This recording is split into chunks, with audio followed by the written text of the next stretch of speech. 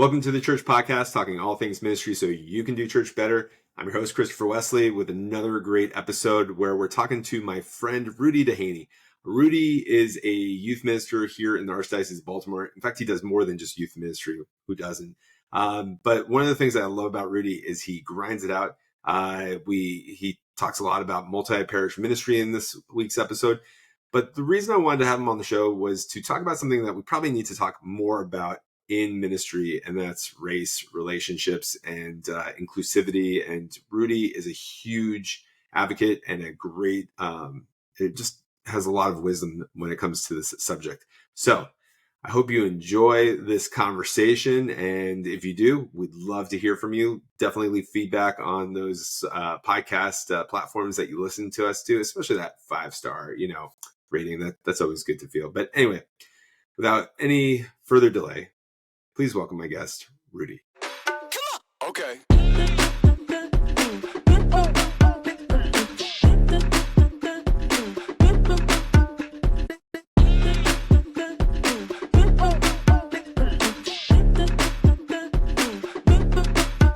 Rudy, welcome to the Church Podcast. How you doing, my friend? I'm doing all right, thank you. All right, so you and we've known each other for several years now, but for people who are not familiar with you, why don't you go ahead and give us a little bit of an introduction of who you are and maybe how you came to be Youth and Young Adult Coordinator of Blessed Sacrament St. Matthew's. Okay, so as I said before, my name is Rudy Dehaney. I'm born and raised in Baltimore, but to two Jamaican parents. I've born and raised there. I did all of my schooling there. I went to Morgan State as a math major, believe it or not. But since I live so close, like literally like 6 blocks away from the school, I lived at home. And so I would go to my parish all the time. And, once I turned 19, they asked me if I wanted to be on the parish council. I said yes. And then they asked what about the youth and young adults? I said yes to volunteering. And then once I turned 21, that wonderful age of ministry, they asked me, do I want to work part-time as youth and young adult ministry? I said yes. So a lot of yeses. I don't fully understand why I said yes, but calling for the ministry, I suppose. And then once I graduated, before I actually did, I had the idea of like maybe I could work within a region and do this youth and adult ministry thing. Before I had the opportunity to ask, they asked me first if I would like to do this. So I was like, must be some sort of divine plan here. And so I worked for 3 parishes originally, Blessed Sacrament St. Matthew's and St. Mary's Govans. That kind of expanded to more parishes within the Northeast as we started to do more ministry together. So at the height, it was 7 parishes in the Northeast. Now it's just back down to 2 with St. Matthew's and Blessed Sacrament for reasons. And then, but I also picked up a part-time campus ministry job at Notre Dame, Maryland. So I really run the full gambit from, sorry. I'm actually the director of Faith Formation Youth and Young Adult Ministry. So I do direct the smallest things to adults in addition to campus ministry with college students. So, so it's definitely ebbed and flowed in regards to what you've covered and how it's grown over the years. And then, like you said, down to the 2 parishes, but the campus ministry gig. But I want to kind of go back to something that you mentioned, which I actually didn't know about you. I didn't know that you were asked to be on parish council at age 19. That's but did that feel like a lot of pressure? Like, tell us about that, because parish councils, you're lucky to find anyone under the age of 30 or 40 in most parishes. Right. So this is why I said yes, and very particular. So they asked, I have 2 older brothers. They both asked them to be on the council about the same age I am. My oldest brother, I don't think he showed up for 1 council meeting. And then the second one, I think he showed up for 1 and he didn't come back again. So when they asked me again, I was just like, all right, I have to restore the family honor in coming to these council meetings. But, you're right. There was like at least a 20-year age gap between me and everyone else, at least. Yeah. On the father end, it's like 40 or 50. But so, yeah. So when the question asks is like, hey, I'm contributing And then when it comes to all young people, they look and turn at me, asking me all those things. But I wanted to contribute for the sake of the family as well as the parish. So that's how I got started. That's awesome. And you've definitely restored the family name, I'm sure, in multiple ways outside of the parish, too. I mean, just knowing you again for a couple of these years and knowing you locally, and then just now, I know we've connected on a national level, although we're only like, 10 miles apart from one another. But, It's true. so like one thing that's always just fascinated me about you, Rudy, is the fact that, your love for mathematics, the fact that you studied that, but you're in ministry, taking on, starting at an early age, and then not just taking on one parish, but multiple parishes, and especially in challenging situations. Like, how did you manage those unique challenges? Like, how did you learn on the go and, not, fall fate to what we've seen so many of our brothers and sisters in ministry do, which is burn out, Mhm. So tell us a little bit about those unique challenges and opportunities of not just overseeing youth ministry, but doing ministry in multiple parishes. So what I learned very early on is that, and it's kind of changed, but not really changed, in that when it came to multi-parish ministry, not a ton of people were actually doing it. So when you would ask questions to people, they were like, "Well, I only have one parish to worry about." So I don't understand how you would have worked for two or three, and then to seven. That's Mhm. crazy. So it's not it's not as if I can go to one person and be like, "All right, how do you do that work?" I did think that Doug Tuke's work on multi-parish ministry was very helpful. Like, he had already put out material on it, so like I made our parishes kind of like watch it as we were doing our own kind of collaboratory thing. So besides from that, it was just kind of on your own trying to figure things out, especially in this context of city parishes. Doug worked with rural parishes, which are very similar, but Mhm. um, there's a certain different aspects that of our community which just kind of had to work through. So I would say what has prevented me first from not actually burning out as many, like, I'm I'm trying to think. There might be one or two people that I was in ministry with coming in with who are actually still in ministry. Mhm. Um, the big thing for me is like I am working in the area, the neighborhoods that I grew up in. Like, there is a very personal investment in the community. It's not like I work for these parishes and I go worship somewhere else because that's where I live.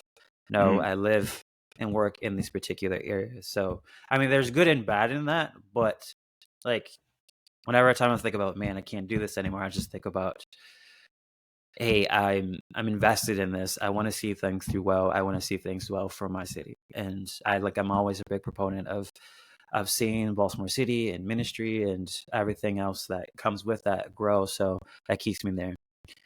Second, I've been lucky to have people in my life throughout the years that I've connected to and been a part of to um, keep me grounded, keep me understanding the focus of ministry, and to kind of talk to and to get these things. And um, I think we in the Archdiocese of Baltimore have been blessed that we have an actual youth ministry community that meets on a regular basis. I and you might also know this, that you go around the country to be like, you have professional youth ministers association. Oh, we don't have that. Like, we don't have anything assembling of that. We meet on a semi non-regular basis, or it's very unorganized per se, but like we have that. So um you know a mentorship program that I didn't necessarily do, but other ministers have. But just like meeting on a regular basis, talking to other youth ministers, having fellowship, having relations with them has generally helped me. And then more in the short term, especially during COVID, having in through the journey together process, having ministry people around the country who are going through the same things I do, just in terms of ministerial, cultural context, and being able to talk with them and really becoming friends and on a regular basis, connecting and just understanding how things are and how we can do things. Like, These are things that have really helped me.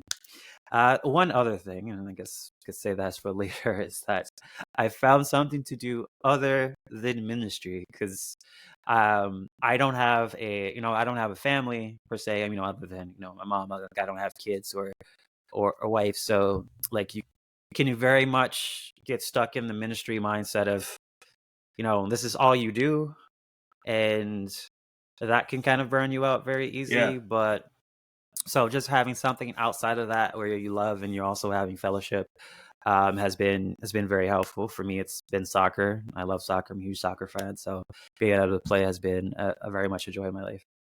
Yeah, that's true. And I'll go back to sort of the life outside of ministry sort of thing. But yeah, for soccer too, Rudy's not just a local soccer fan, right? Who's your club? Chelsea FC. Yeah, there you go, there you go. So, but let's talk a little bit more about that too, Rudy. Not soccer necessarily, but about life outside ministry, because you mentioned something earlier, which I think is so important, right? You worship where you work, and it's where your family, it's where you grew up, it's your family parish and everything along those lines. But yet you've also been able to create life outside of that. And was that something that naturally came about, or was that something where you kind of hit a moment where you're like, I got to be more intentional about this? I definitely don't think it was natural. It just kind of ended up happening. Fellow youth minister at the time had invited me to, play soccer with him in like South Baltimore. And I was like, I do like soccer. I don't have to slide tackle me. So let me join. And I think after he asked me the second time, I was just like, all right, this is something I want to do on a regular basis. It keeps my spirit going in a very different way than just necessarily just work in the ministry context. So it happened by happenstance, but then I realized, oh, this is actually of some worth. So I continued on with it, and I realized, like, okay, like this is helping me get through things, especially when things could be tough and struggle with what's happening and just stability of things. So I was like, it's the one thing that stable in my life. Yeah, and I think it's so important for us to have that outlet. I know for me, that's camping and hiking. I've got a couple of friends where just going into the woods, or whether it's for a day or camping out for a weekend with my family, is definitely a huge outlet for that. And I think that is key, especially with the ever changing landscape of ministry and all the things that we have to do, right? And so, going back to the fact that in your career, and your vocation, you've overseen and shepherded multiple sites, multiple different parishes, and everything like that. How does that impact? How does working within a multi-parish, multi-site parish, enhance your approach to youth and young adult ministry? And what are some of the programs that you've done or initiatives that you've taken on that have been pretty successful with multiple parishes? So I would say the multi-ministry approach is at least started just purely on survival. Like no one parish alone can kind of try to go at it with any sort of just staffing of doing ministry with the youth and young adult or faith formation. So our faith formation, our youth and young adult programs have for a while been multi-parish based. And so I think our faith formation program in general has been a success story, just how we've done the elementary, middle, and then our confirmation program. Even before we started actually like formally calling it, a multi-parish ministry, like that has been going for a while. Like we've had 5, 6 parishes doing confirmation. So that's kind of like been our thing. And then it's just like, all right, now we're just going to continue on with doing these other particular things with it. And so one thing you kind of learn from that is that a lot of them either belong to same cultural communities, like our near Nigerian Catholic communities. Like they have one place where they do their like Igbo mass, but on a regular basis they might worship at St. Matthew's or St. Anthony's, or at the time they were in there, St. Thomas More or St. Dominic. But they're all part of the same community. So like some of them already know each other from because they're part of the same community. Like our Kenyan community, the same thing, you know. So it's like, despite them going to different parishes, because some of our parishes are, well, actually all our parishes probably are somewhat destination parishes. Like they know each other from schools or through cultural communities or other things. So it's um, a lot less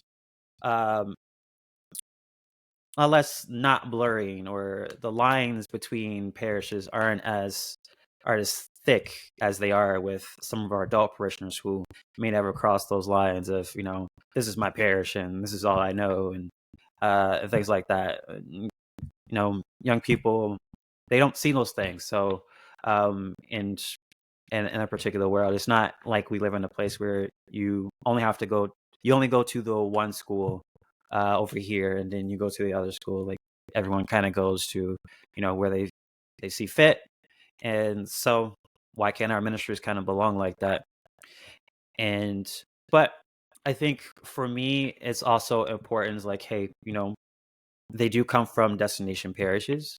I mean, it might be a destination parish, and they might come from different places, the county, some places in the city or nearby. So, but let's also make sure they're grounded in the community. So, I've, and it's, I can't say what's successful, because what's successful is the next tweak that I'm doing in order to make sure it works better. So it's like our high school ministry is based in the See Judge Act methodology. I'm not sure if you're familiar with it. No, but why don't you explain that for our Okay. listeners? Okay. C is to see our realities that are around us, like in our communities, our city, etc.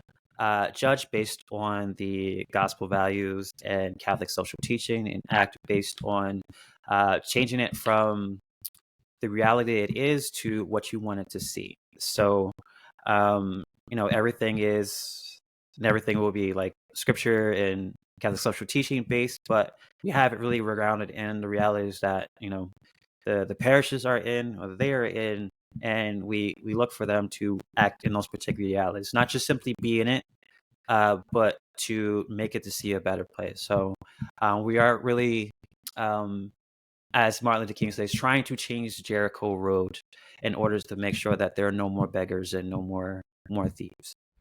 Ever looked down at your feet during Mass and thought, well, my socks could be a little bit holier? Well, Sacrilegious is here to save the day and maybe a couple souls. I know, dad joke. But anyway, Sacrilegious makes Catholic clothing for those of us who take our faith seriously, and for those of us that maybe don't take ourselves seriously enough. But it's the perfect blend. It's the perfect blend of humor and holiness seamlessly, with seriously punny shirts and socks and mugs and stickers and a whole bunch of different stuff, so that you can just be like the coolest and holiest person on the block. Personally, I love the shirts that I have, but I'm a huge sock fan, especially of those St. Peter socks. They're classic rock. All right, enough of the puns. But anyway, you get what I'm saying. So run in your holy socks to sacrilegious.com and start just looking cooler and holier all at the same time. It's the perfect blend. All right, back to the show. Yeah, and it's interesting because I can only imagine what the challenges are, right, for the fact that you said, all right, so some of your parishes are destination parishes, or for some people, it's a destination parish, right? Mm-hmm. So it's not exactly, if you want to be aware of the parish community, like, yet people are traveling from afar to worship there on Sunday. Like, what are some of the steps that you guys have taken to, promote that, or to create that community, even though people who are members of that community are kind of coming from all over the place?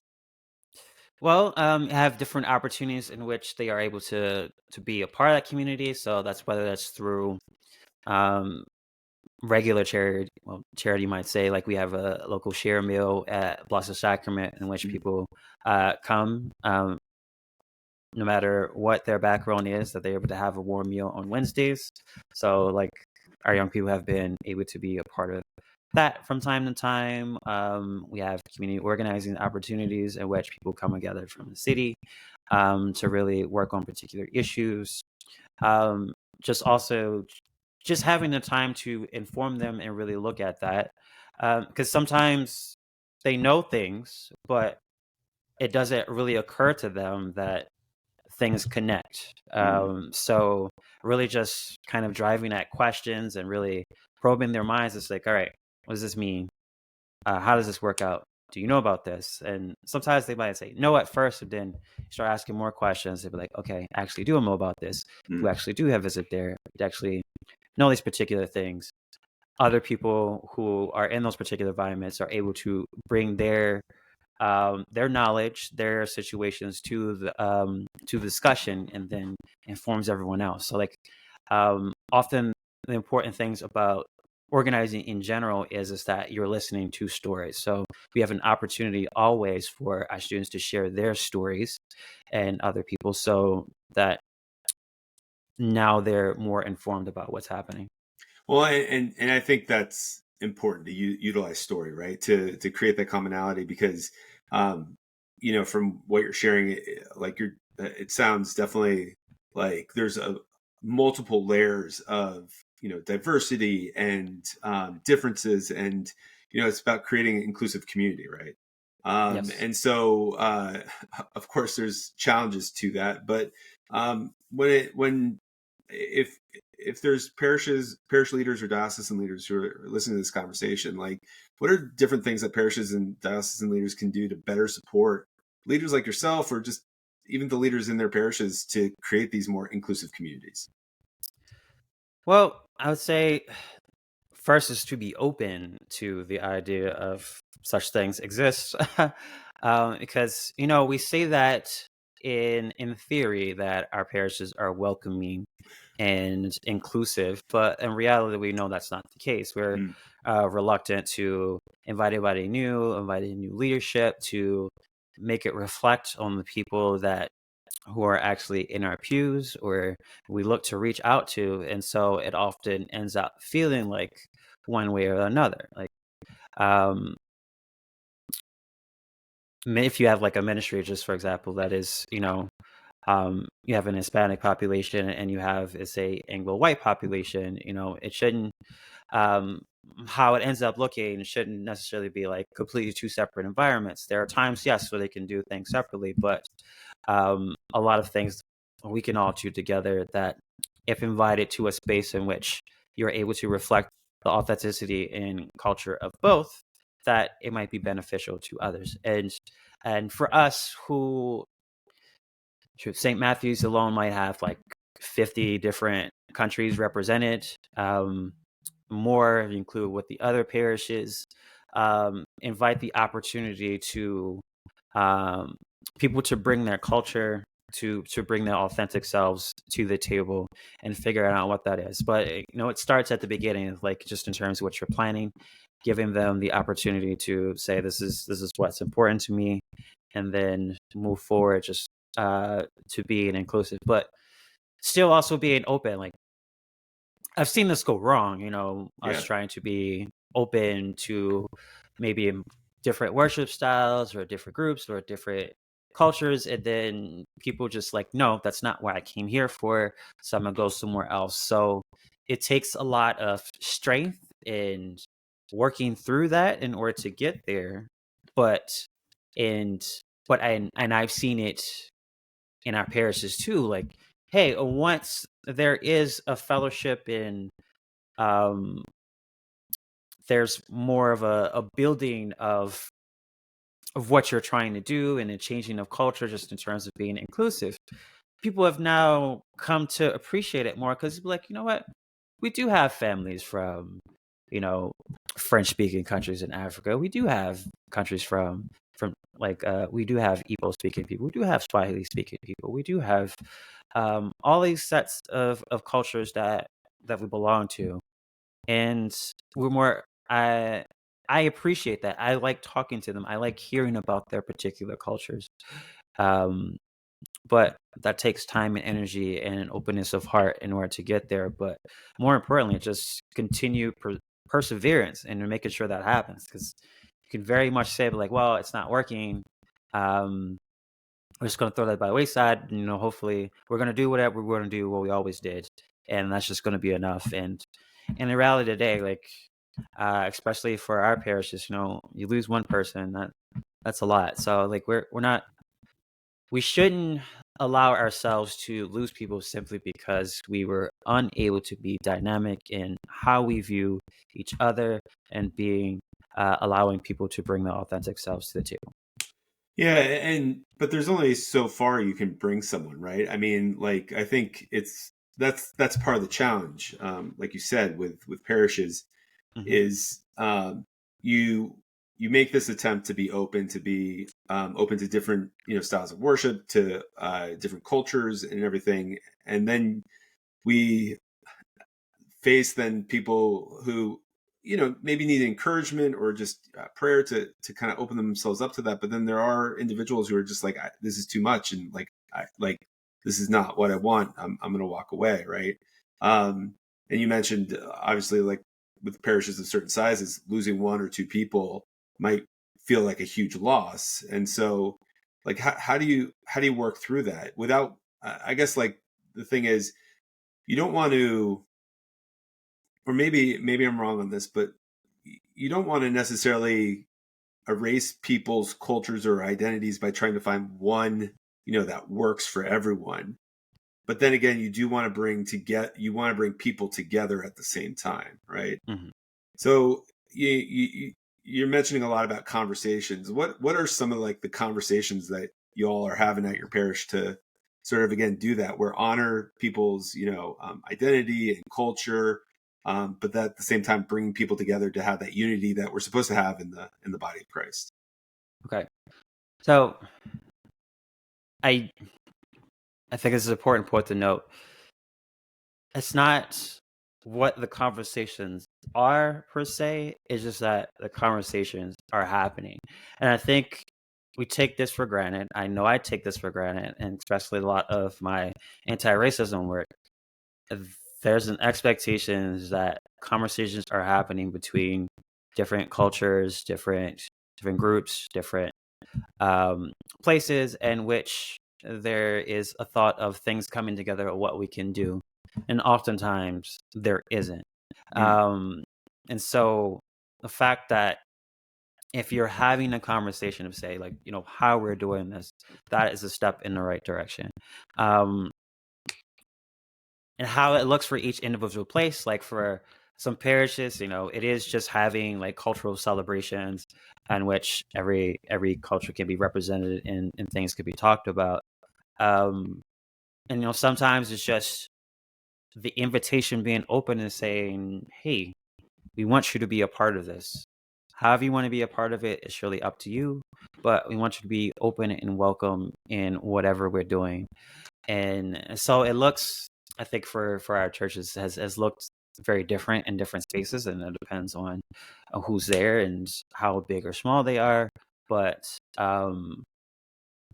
as long as the conversation is happening, as long as people are willing to do so, it's as long as the conversations are happening, it really helps in this particular process. And I think that, yes, there are always people who are not going to come to these different things. mm, um there are several people who walked away from my own parish, like when we had to have one mass and we would do traditional choir one Sunday and we did gospel choir another Sunday. They weren't there for the gospel choir Sundays, or just simply a change in the mass time meant that they were walking away. So in addition to that, just like, yeah, that's sit there, that's how they worship, which I guess is fine. But at the same time, were you open to hearing more? Like, there were people on the other side who were like, all right, we'll do traditional. But the other side was like, no, no, we're not going to do the gospel side. And you start asking questions of, why is that? What is the case? What is here that is blocking you from this particular point? And you start hearing like, well, I'm like, what if you find there's a block somewhere? mm, There's a somewhere that just says, this is what I am, and I am not going to be okay with whatever new that comes my way. So that takes a ton of time to get people to that place, and we often don't necessarily do the work. But I think with the right people facilitating, the right leaders, um, anybody can get there, but that takes time. And even as multicultural places our region is and some of our parishes is, like, I don't necessarily think get everything right, but there continues to be a conversation there and people understand the importance. So what I'm hearing you say is like it's really not just about the results, but it's also about the conversation and whether that conversation is productive. Well, maybe not. It should be productive, but I guess it's more of we just need to make sure that we're not silent or leaving things up to assumption, right? That we're not just hoping that time in itself heals all wounds, but that we're engaging, even if it results in tension, especially with things like inclusion and racism, and topics like with that. Like, is that fair to say, or like, Yeah, I mean, sales is very synodal in thought process, right? right? Like if you're very intentional about listening to people and caring what's happening, you may not necessarily get to like a whole structural change at that particular process, but culture and thoughts are moving in a direction. And then just go back to the See Judge Act. It's like, hey, you might have an action. It might be a small one that you end up getting, but you celebrate that one. And then you kind of go back to what are we listening to now again in order to get to um, maybe another goal and action that you can necessarily get. You know, it might be small at first, might be a big one, but as long as you're moving into the right direction, I think that has a tremendous impact on how people feel. Well, and so I think, and I agree with you. I think it's important for parishes to have these conversations because it is within their community. But what role do you feel like faith-based organizations like the local church or diocese should be playing in the broader societal conversations about some of these subjects, especially like racism? I think it should be the beginning of the conversation, and I think it should be a lens, an avenue in which we get to what the particular actions are.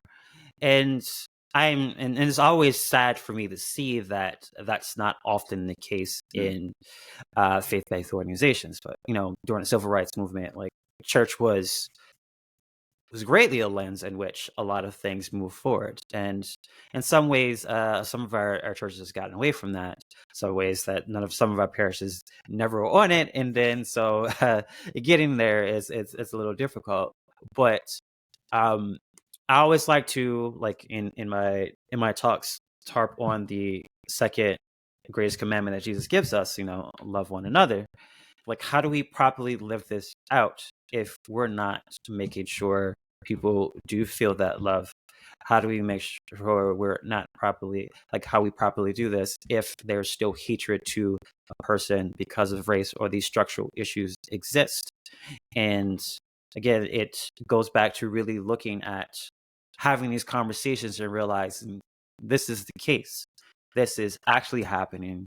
This is going on in our world, whether we see it or not, because there are many people who don't believe that either racism exists or they don't have any racism in their life. And then you start asking the questions like, well, what about this? What about this? And you're like, you know what? That is something that Mm. actually has. And then you start asking like, how do we help fix that? And I think the Catholic Church in general has been instrumental just in terms of like charity towards helping these things. But I think advocacy and working to change structural racism is structural and systematic racism is something that we can do better as, and especially from the top down. But also looking at these very internal church discussions on racism, and someone who comes through the church door should not feel that your church is racist, but yet that happens every single day in our church. Mm. And we ask the question, well, why is that? And because sometimes I just wonder if it's like people just don't realize it, or they know it and they're just unwilling to change. This goes back to just being unwilling to change. So if the church gets in the place that understands like, hey, we need to fix our own issues, because USCCB has said that racism is the nation's original sin, then we can eventually get to the point where we're helping others outside our walls in order to help those particular things. And there are great people who are doing great things. I just think if we're truly about faith in action, we should be at the forefront of a lot of these social issues that are affecting not only the people in our pews, but the people who are in our parish boundaries. Well, and I really appreciated and liked what you said, where we need to be at the beginning of the conversation, right? It's not just reactionary, right? Because something happens either locally in our community or nationally, or because, it's Martin Luther King Day or, Black History Month, but that the conversation should be going on at natural times as well as intentional times as well, right? And so the question that I have is, if it's not in the forefront, like say you are at a parish that doesn't have multiple cultures and pretty much it's homogeneous and everything like that, like because of systematic racism or not, it's just, it is what it is. Like, how do you start having those conversations? I mean, is it like, who do you go and talk to? Like, where do you get the wisdom? Like, what documents or people should people would be seeking out, in that regards? Because I'll just be honest and transparent. Being a white man, it's not always at the forefront of my mind, and that's something that I'm trying to work on, right? But you and I just had a conversation, via email, just about a movie that came out, and it was something where you brought up so many great points, and I was like, you know what, I didn't think about it in that realm, and so I appreciate the conversation that you and I can have. But if people don't have those types of relationships or those know where to start, like, I don't know, do you have thoughts or ideas where people can start with that? I guess this is a complicated question because, I mean, there are many parishes who, through the years, like I'm also part of the Baltimore Racial Justice Circle, who has honest conversation about race Mm-hmm. with different parishes. Some of them do have mixed populations. A lot of them lately are um, majority or almost exclusively white, but they have parishioners who have interest in having these particular conversations. So it often just takes one or a few to begin the conversation. It has some particular interest. So like, hey, in our area, we have that. In youth ministry, NFCYM has a boatload of resources that, you begin to have these conversations. It's always a good starting place, here's a document, open wide our hearts, pastoral letter for racism that the USCC put out. If you don't know where to start, or start at least with what our bishops put out. I know it's not the end all be all, but it's something. It's some starting place. It didn't really begin to look in your area, like who is actually doing this particular work. Where can I begin to learn? What can I help educate myself in these particular ways? And there's just a ton of different opportunities that I think we have, but it starts first with one person, maybe a few, who are just willing to start having a conversation, and then kind of moving forward and working with other people to make it grow. So um, I honestly, I don't like putting it into like one particular place. Like, yes, you could definitely start here, and then, hey, racism will begin to be solved for you, but doesn't necessarily work for like that for everyone. But and not everyone has a place where they can have honest conversations about race.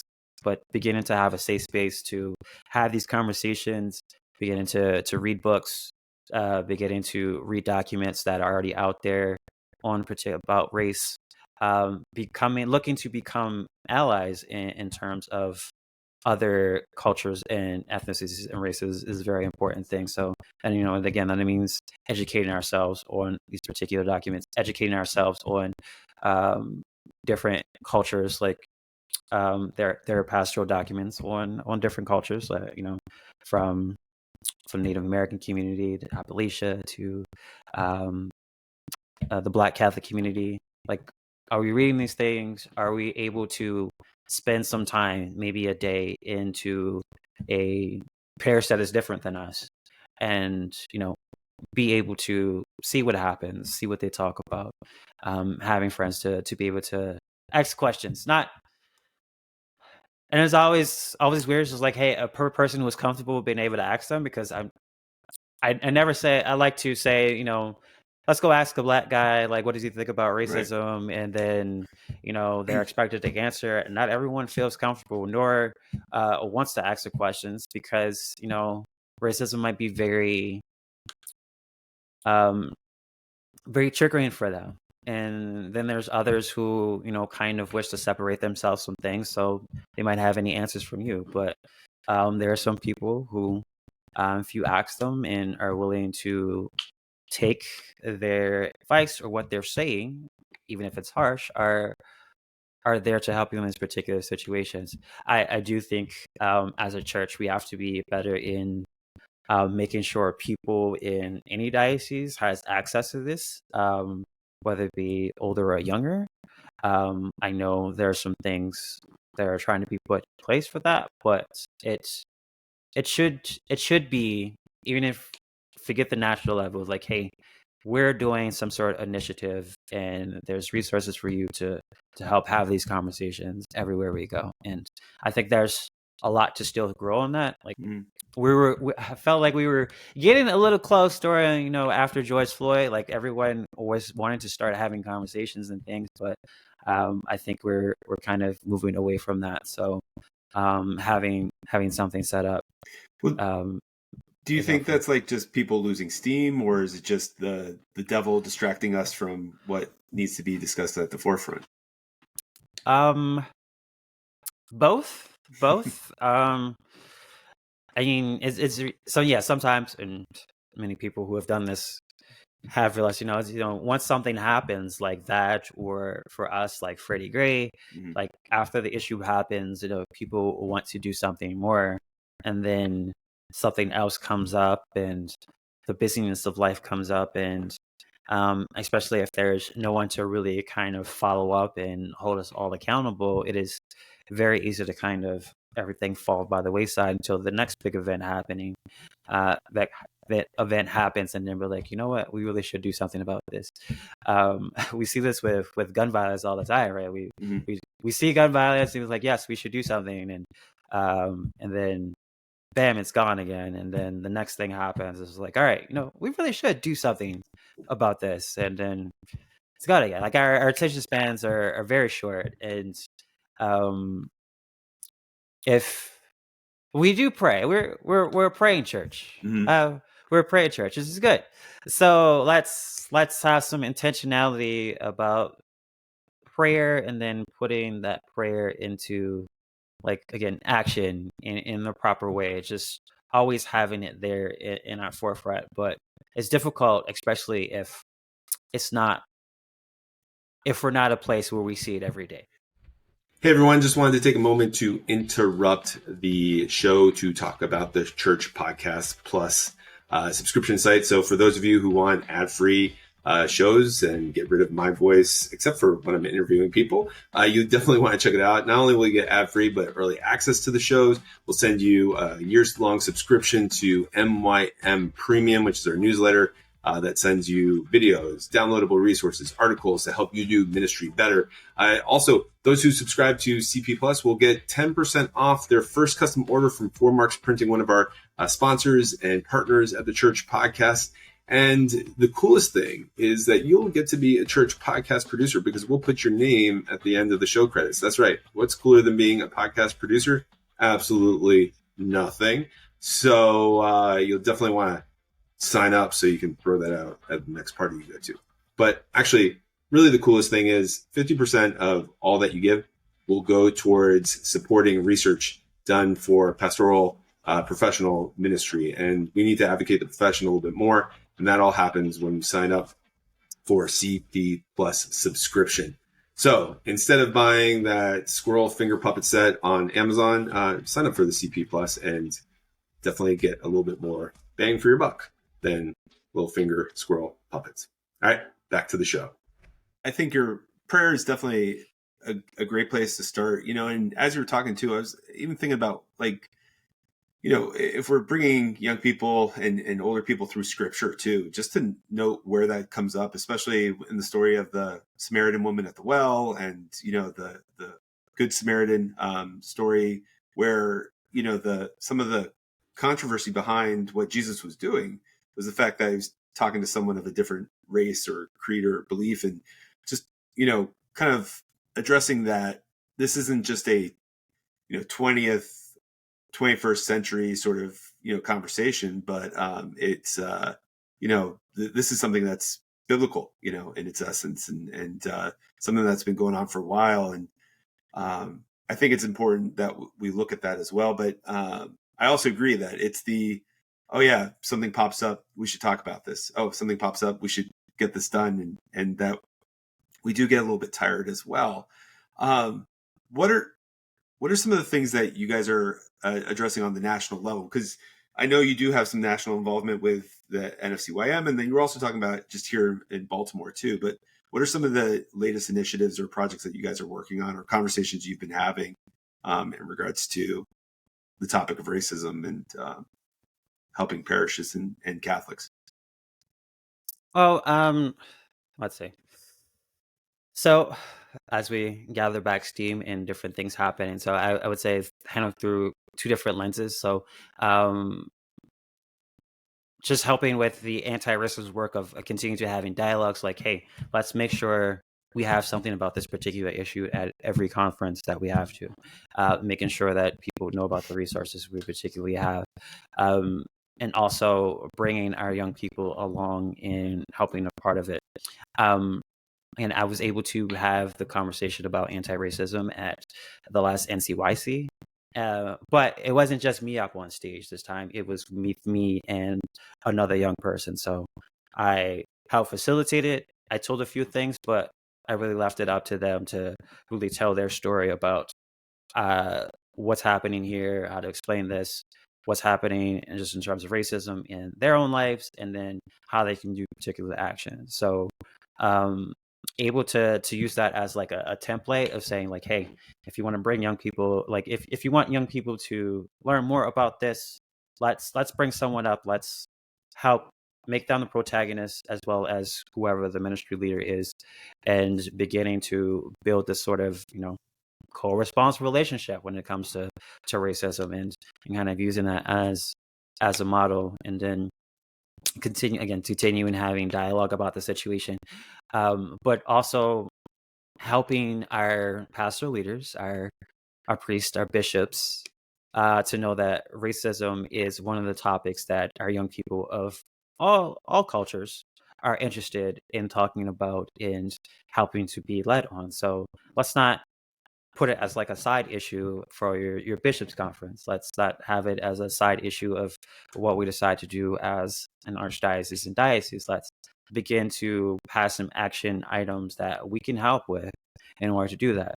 Now, and we're doing that through the Journey Together process with intercultural process with the USCCB. So, I mean, there are a lot of things that are in play, I think will help with these particular conversations about racism and how we deal with it.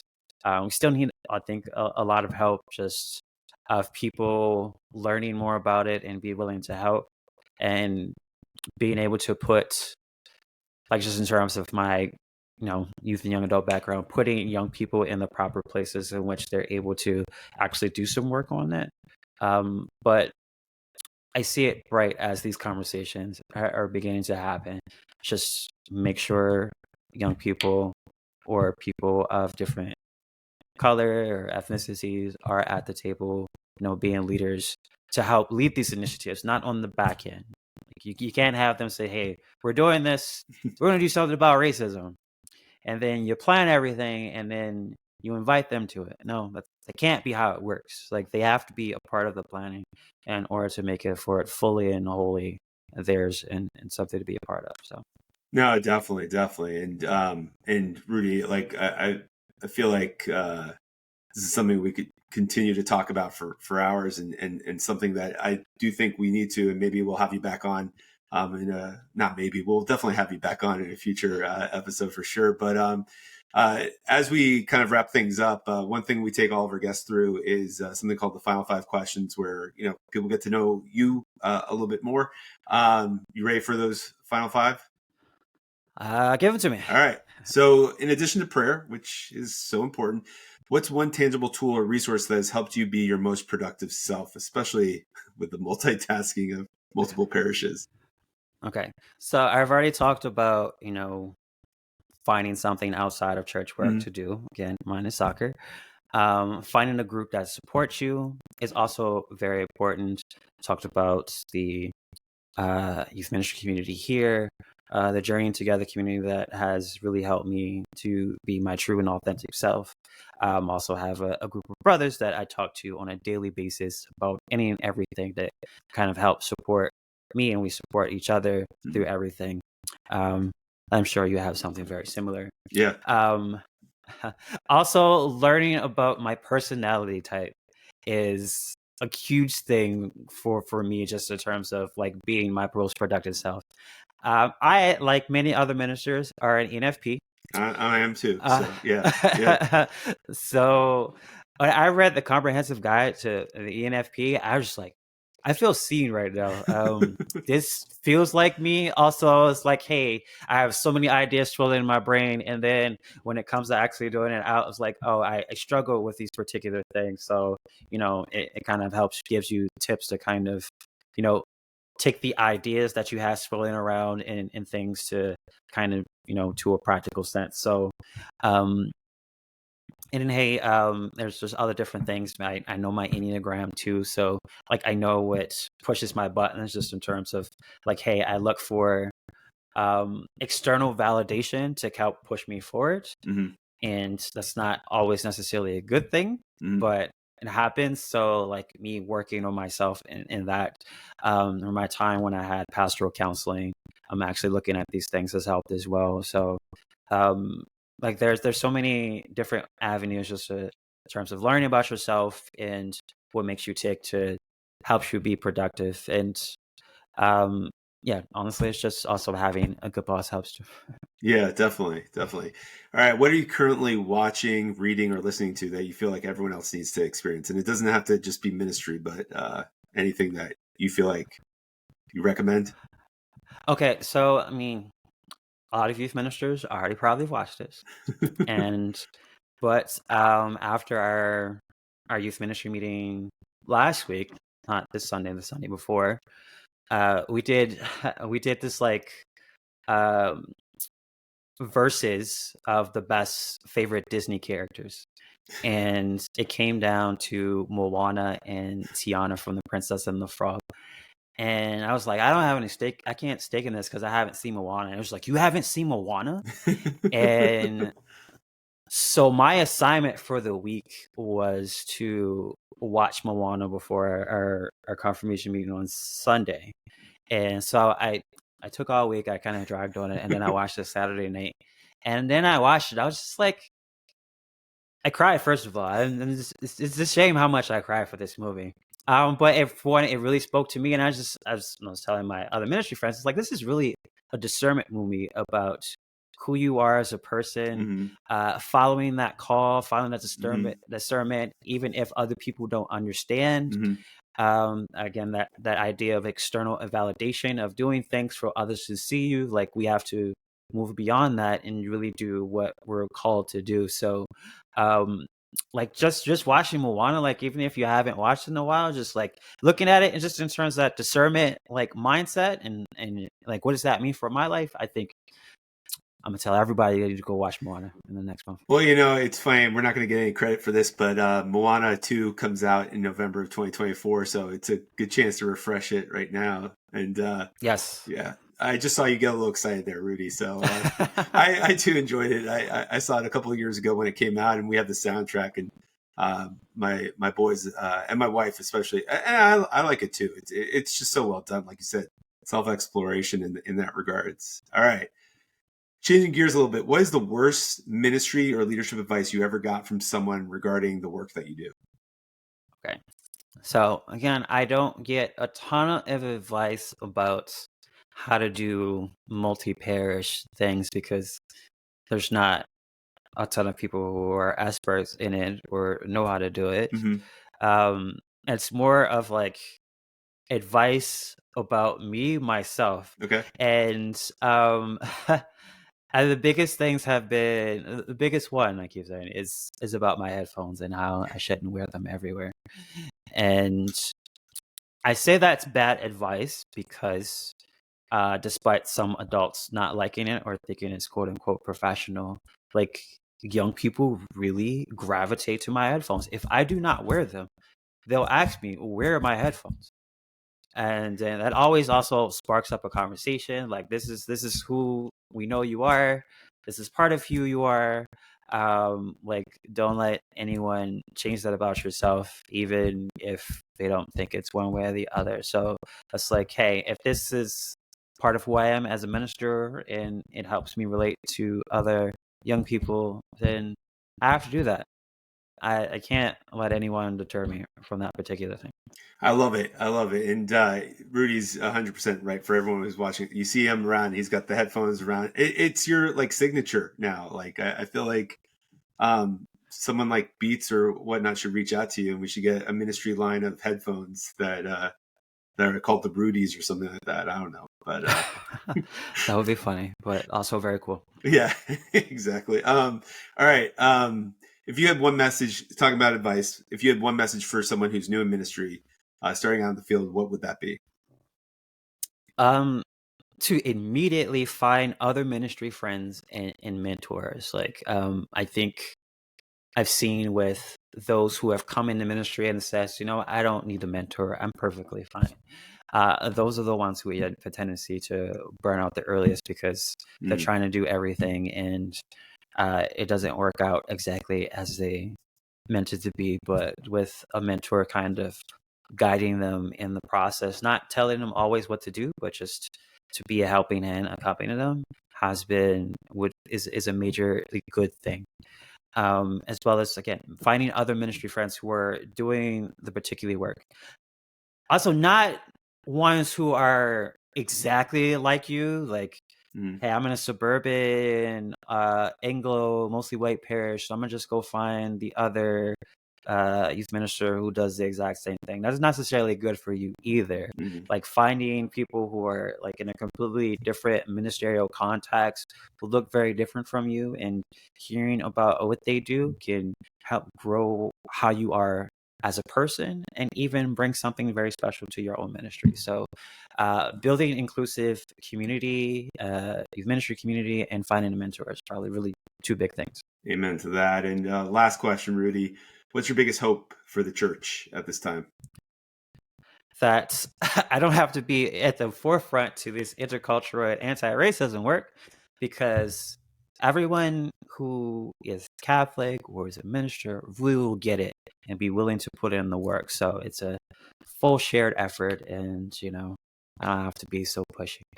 Rudy, well, I appreciate you, man, and I appreciate everything that you've shared with me and taught me, and again, all the work that you do, both on a local and a national setting. If people want to find you or connect more with the stuff that you're doing, is there a place where we can send them?